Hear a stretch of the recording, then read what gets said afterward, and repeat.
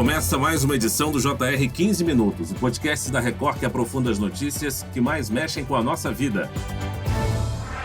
Foi um dia de gangorra cambial. O dólar, que ontem já havia atingido o maior índice da história no fechamento, R$ 6,094, abriu com forte alta, atingindo R$ 6,20. O Banco Central fez duas intervenções. Primeiro, leiloou mais de 1 bilhão e 200 milhões de dólares, o que não acalmou o mercado. Em seguida, foram mais 2 bilhões de dólares. O valor do dólar disparou desde que o governo federal sinalizou com um pacote de corte de gastos públicos. No dia 17 de novembro, quando o governo prometia o anúncio das medidas, mas adiava seguidamente a divulgação, o dólar fechou em R$ 5,40. Era o maior valor registrado desde julho. Depois da divulgação do pacote de cortes e gastos, no dia 27 de novembro, a situação só piorou. O mercado financeiro achou as medidas insuficientes para controlar a evolução da dívida pública e surgiram incertezas sobre a votação do pacote no Congresso Nacional. Como resultado, na terça-feira, 17 de dezembro, um mês depois, a moeda americana fechou em R$ 6,09, o maior valor nominal de toda a série histórica e uma valorização de quase 13% em apenas um mês. Mas afinal, o que está por trás dessa alta? Como o dólar caro afeta o nosso dia a dia? Qual o impacto disso para os brasileiros? Para ajudar a entender melhor esse cenário, o JR 15 Minutos recebe William Bagdasarian, professor de Economia do IBMEC Brasília. Olá, professor, seja bem-vindo. Obrigado.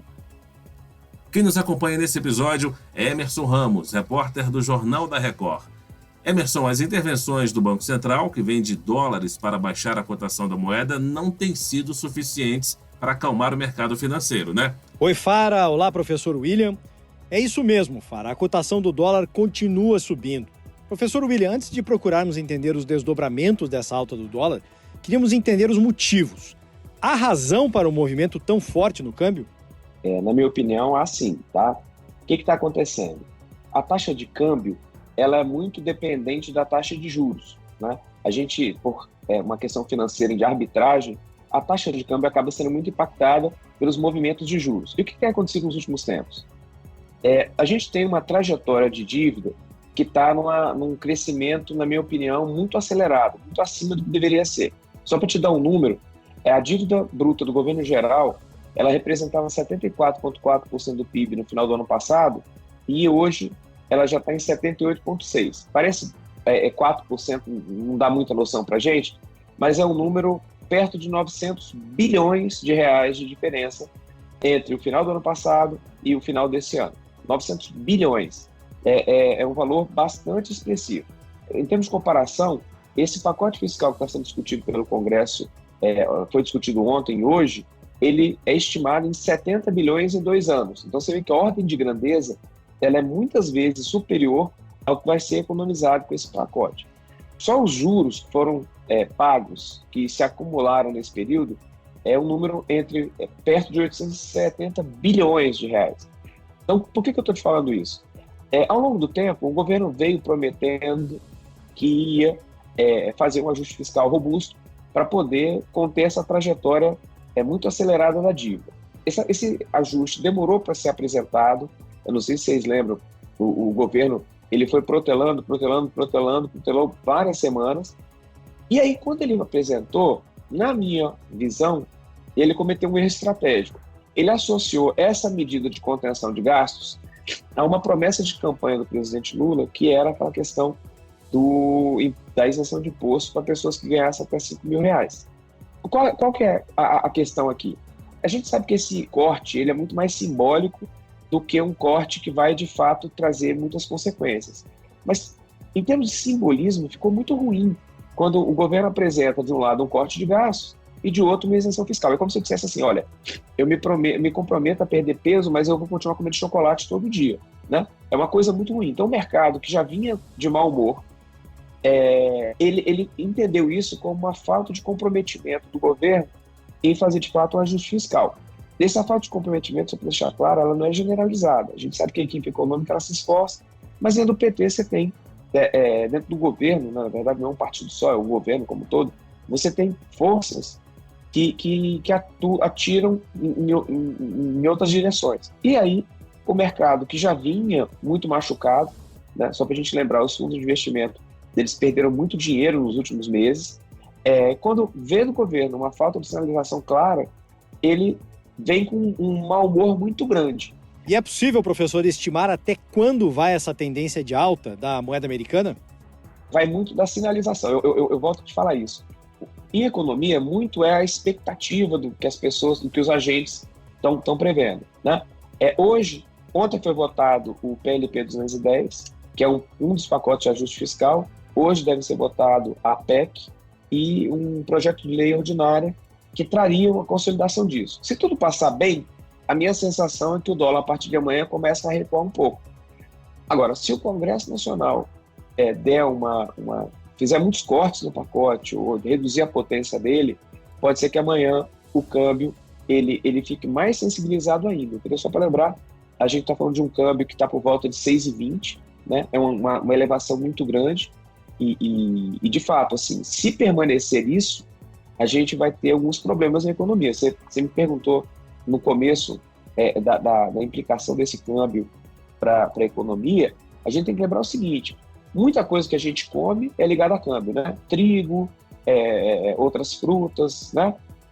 O que a gente exporta é ligado a câmbio. Então, na verdade, quando o mercado interno acaba afetando, a questão dos combustíveis são ligados a câmbio, os eletrônicos, os veículos, a questão dos remédios, dos equipamentos médicos e tal. Então, o câmbio ficando a 6,20, a gente vai ter uma inflação aí, uma inflação de oferta pelo preço, e isso vai trazer repercussões muito sérias para a economia. Professor, outro setor que sofre efeito imediato da alta do dólar é o de viagens internacionais. Com a persistência do dólar caro, normalmente os turistas mudam seus planos para viagens domésticas dentro do país. Mas esse aumento de demanda, se dura muito tempo, também leva as viagens nacionais a ficarem mais caras. Esse é um exemplo da chamada contaminação da alta do dólar sobre os preços internos? Sem dúvida nenhuma. Esse exemplo que você deu ele foi muito bom, porque às vezes a gente... primeiro movimento é o quê?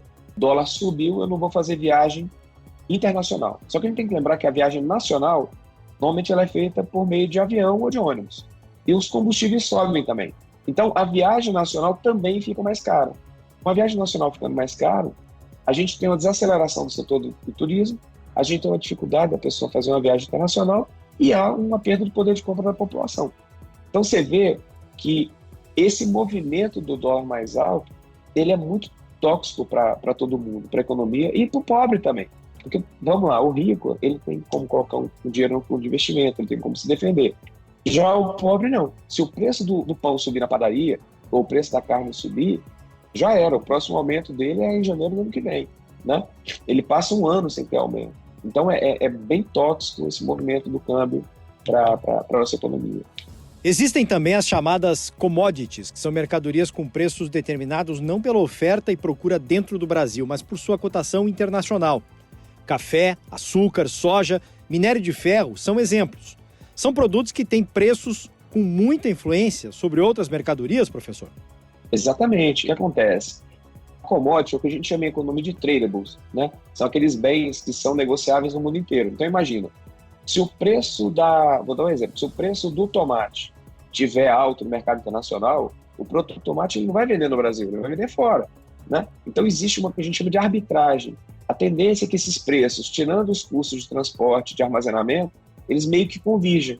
Então, se o dólar sobe, o preço internacional sobe e a gente tem um incentivo para não vender no mercado interno, sim vender no mercado externo, né? Só que até isso é uma coisa que as pessoas interpretam mal. Olha só, muitos economistas falam assim, não, mas o câmbio subiu, a gente vai exportar mais, então vai ser bom para o país. Isso é uma meia-verdade.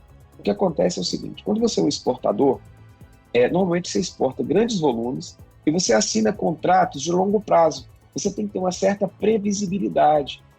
Um exportador profissional, um exportador que se insere realmente no mercado internacional, ele não é aquela pessoa que exporta hoje e deixa de exportar amanhã. Ele é um fornecedor recorrente dessas cadeias internacionais de valor. Então, na hora que o câmbio sobe, assim, você não tem tempo de você entrar nessa cadeia e pior. A gente sabe que esse câmbio ele não é que ele vai subir para 6,20 e vai ficar. ele vai ficar oscilando entre 6,20, ele vai cair, vai subir, vai cair. Isso é horroroso, porque isso destrói a sua capacidade de exportação, tá? A não ser setores muito consolidados, que conseguem se proteger com derivativos e tal, você não consegue exportar. Vamos pensar como é que funciona uma empresa de exportação. As pessoas simplificam muito por desconhecimento. A Fiat Brasil, ela compete com a Fiat Itália, com a Fiat México, para exportar carro. Né? Ela não exporta sozinha Brasil. A Fiat decide quem vai exportar. E quando você tem uma economia como a brasileira, que ela é muito volátil, essas empresas elas acabam ficando prejudicadas vis-à-vis as empresas do mesmo grupo fora do Brasil com relação à exportação. Então a gente nunca vira uma plataforma de exportação. Parte do Brasil não ser um exportador de produtos de maior valor agregado é exatamente esse. Como é que eu vou confiar num país em que o câmbio ele é 4 e pouco num mês e é 6 e pouco no outro mês? Você destrói completamente a precificação e o custeamento desses produtos. Então, na minha visão, esse câmbio mais alto ele é extremamente tóxico para a gente. Em relação a investimentos, essa alta do dólar interfere de alguma maneira, professor, sobre os investimentos mais comuns, como títulos do Tesouro Direto, fundos de investimento ou até mesmo no mercado de ações? É exatamente isso. E a situação, na minha visão, ela é muito séria. Por que ela é muito séria? Eu vou te dar um número. A gente tem um número no comércio exterior chamado conta corrente. A conta corrente ela é composta por exportação e importação, serviços e por que a gente chama de transferência de renda. Né? Quando a gente pega exportação e importação, a gente é positivo esse ano em 55 bilhões de dólares. Isso significa que entrou, em termos de exportação com relação à importação, 55 bilhões de dólares líquidos. Só que, quando a gente pega esse conta corrente, que considera serviços e renda, o nosso número é negativo em 43 bilhões de dólares. Então, essa visão de que a gente está exportando muito, que o agronegócio está bombando, que o petróleo está bombando, ela é relativa. De fato, a gente está bombando. Só que a gente hoje precisa de recursos internacionais para poder fechar a conta de dólar. Aí você me pergunta, William, mas então é bom que essa taxa de juros esteja subindo, porque daí o investidor estrangeiro ele vem para o Brasil. É uma meia-verdade, porque é o seguinte, o cara que vem para o Brasil não é o investidor que vai vir aqui para botar uma empresa, para aumentar a produção, para aumentar o PIB. É o cara do hot money. É aquele cara que vai pegar uma pequena parcela do portfólio dele e vai colocar investimentos de curtíssimo prazo e que está pagando juros elevadíssimos. A Selic, você pega a curva de juros, por exemplo, do Brasil, tem título a 14%, IPCA mais 7%. Então, assim, a gente não está trazendo aquele cara que vai instalar uma fábrica aqui, primeiro, por conta da volatilidade do câmbio, porque pensa só, ele traz o dinheiro para cá, aí esse câmbio vai para 4, ele recebe, ou então vai para 7, ele não tem como prever o fluxo de caixa dele. Então, o primeiro movimento é esse.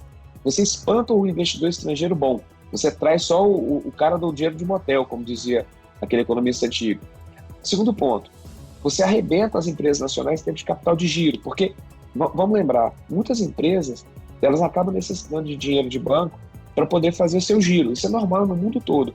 Mas quando você pega uma taxa de juros, como está hoje, por volta de 14%, 15%, às vezes 20%, dependendo da empresa, você inviabiliza a empresa. A empresa acaba não gerando nem suficiente para pagar a despesa financeira. Então você tem um problema seríssimo em termos da gestão do dia a dia. Não estou nem falando de investimento, não. E aí a gente cai no teu ponto de investimento. Quando você pega as empresas no longo prazo, aquelas empresas que dão 3, 4, 5 vezes a valor da ação, não são tão comuns, né? Aquela empresa que deu 50% de rentabilidade, 100%, isso é bem raro. Normalmente a empresa vai dar 10, 15, 20% no máximo de rentabilidade. Quando você paga 15%, você para e fala o seguinte, cara, por que eu vou ampliar minha fábrica? Para depois de todo o sacrifício, eu tirar ali 15% sobre o meu capital investido, se eu posso pegar esse dinheiro, botar no título do Tesouro e ter os mesmos 15%. Então, assim, essa situação que a gente está vivendo, eu não quero trazer um alarmismo exagerado, porque não é por aí, né? Amanhã a gente vai acordar, vai estar vivo, as coisas vão continuar, a gente vai ter a nossa família. Só que do ponto de vista de economia, é uma situação, na minha visão, grave. Muito bem, nós chegamos ao fim dessa edição do 15 Minutos. Eu agradeço a participação e os esclarecimentos do professor de Economia do IBMEC Brasília, William Bagdasarian. Muito obrigado, professor. Muito obrigado a vocês, uma honra participar. Agradeço também a participação do Emerson Ramos, repórter do Jornal da Record. Valeu, Emerson. Obrigado, Fara. Agradeço também ao professor William pela entrevista. Esse podcast contou com a produção de David Bezerra e das estagiárias Isabela Santos e Yasmin Logrado, sonoplastia de Diego Marcondes, coordenação de conteúdo Edivaldo Nunes e Deni Almeida, direção editorial Tiago Contreira, vice-presidente de jornalismo Antônio Guerreiro. Você pode acompanhar o JR 15 Minutos no portal r7.com, nas redes sociais do Jornal da Record e nas principais plataformas de streaming. Te aguardamos no próximo episódio. Até lá!